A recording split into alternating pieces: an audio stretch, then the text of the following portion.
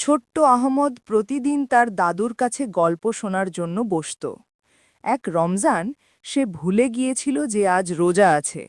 দুপুরে সূর্য পোহালে সে খেলতে ব্যস্ত ছিল এবং খাওয়ার জন্য রেফ্রিজ খুলে বসে।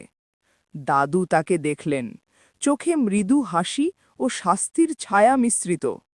তিনি বললেন, আহমদ, রোজা কেবল ক্ষুধা ও তৃষ্ণা সহ্য করা নয়, এটি আমাদের ঈমান ও ধৈর্য পরীক্ষা। এখন তুমি পছন্দ করবে, নিজের ভুল মেনে নেবে এবং ক্ষমা চাওয়া শিখবে। আহমদ অনুতপ্ত হয়ে আল্লাহর কাছে ক্ষমা চাইল এবং পরের রোজা আরও আন্তরিকভাবে পালন করল। সে বুঝল, রোজা শুধু খাবার এড়ানো নয়, মন ও হৃদয়কে সৎ রাখা এবং আল্লাহর নৈকট্য অর্জনের মাধ্যম।